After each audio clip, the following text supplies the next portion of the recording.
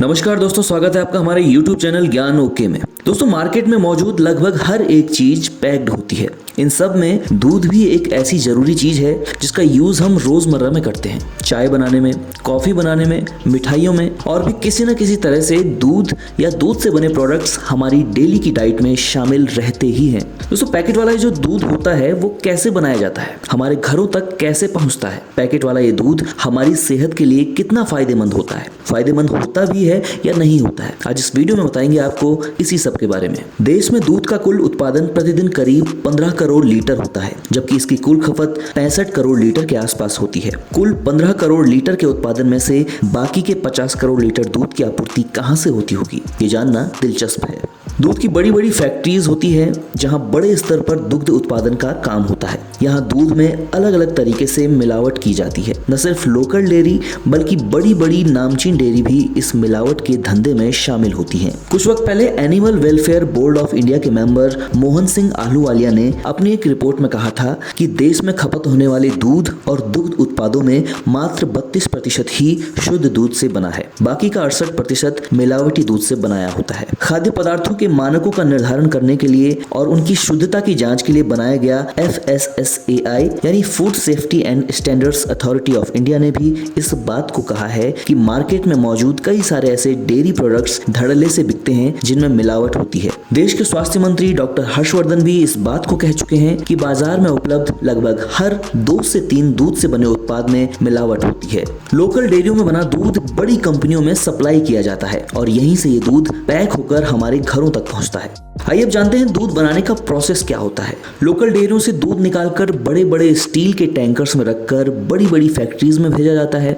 यहाँ 5, 10 या 50 टन के टैंक लगे होते हैं जिनमें दूध को डालकर लगातार घुमाया जाता है, जिससे कि इससे फैट, क्रीम, बटर अलग हो जाता है और इसी से टोन्ड दूध भी बनाया जाता है। मशीनों में ये दूध लगातार घुमाया जाता है जिससे कि दूध जमता नहीं है। इसके बाद दूध को पॉस्चराइज किया जाता है। हिंदी में इस प्रक्रिया को पाश्चुरीकरण कहते हैं। इस प्रोसेस में दूध को करीब 40 डिग्री तक गर्म किया जाता है, जिस वजह से दूध में मौजूद बैक्टीरिया खत्म हो जाते हैं। इसके बाद ठंडे दूध को प्रोसेस किया जाता है जिससे कि फैट को अलग किया जा सके। इसके बाद फिर से दूध को गर्म किया जाता है। इसके बाद दूध स्टील के पाइप से होता हुआ एक बड़े से टैंक में जाता है। टैंक में आने के बाद दूध में विटामिन ए और विटामिन डी मिलाया जाता है और तुरंत पैकेजिंग डिपार्टमेंट में भेज दिया जाता है। यहाँ मशीन्स द्वारा दूध की पैकेजिंग की जाती है। इस प्रोसेस को काफी फास्ट किया जाता है ताकि दूध खराब ना हो सके। इसके बाद दूध को जांच के लिए भेज दिया जाता है। इस जांच में देखा जाता है कि दूध में कौन कौन से तत्व कितनी मात्रा में मौजूद हैं। जांच के बाद इसे इसकी गुणवत्ता के अनुसार ग्रेड दिया जाता है।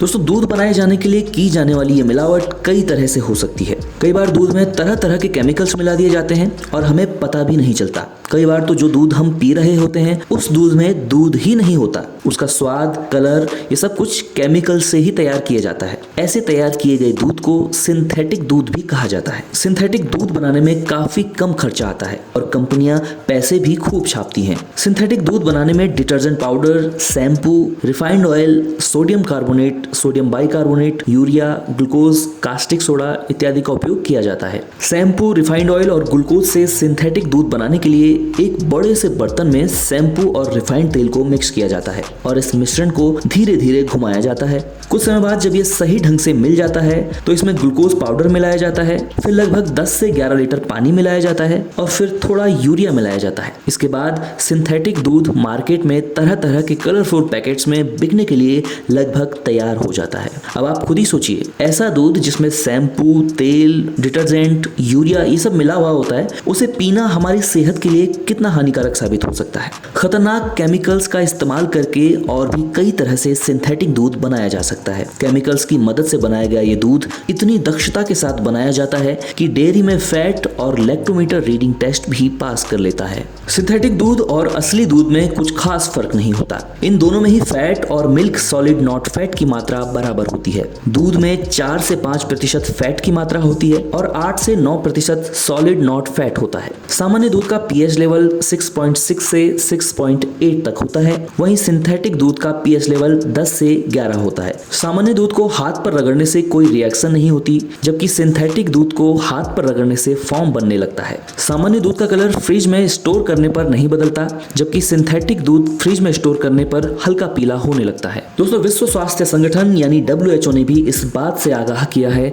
कि भारत में सिंथेटिक दूध का इस्तेमाल अगर यूं ही होता रहा तो साल 2025 तक भारत की लगभग 80% पॉपुलेशन कैंसर से पीड़ित हो जाएगी। सिंथेटिक दूध के लगातार इस्तेमाल से कैंसर जैसी बीमारियों को न्योता मिलता है। इसके साथ ही आंत संबंधी बीमारी, diarrhoea, food poisoning, kidney fail हो जाना इत्यादि की चपेट में भी हम आ सकते हैं। दोस्तों, शहरों में मशीनों से दूध निकालने का काम किया जाता है। कभी कभी गाय भैंसों पर केमिकल्स युक्त इंजेक्शन लगाए जाते हैं, जिनसे कि वे और अधिक दूध देने लायक बन सके। असल में ये इंजेक्शन में भरे केमिकल्स गाय भैंसों के शरीर में पहुंचने के बाद उनके दूध में भी मिल जाते हैं और ये दूध निकाले जाने के बाद उतना शुद्ध नहीं रह पाता।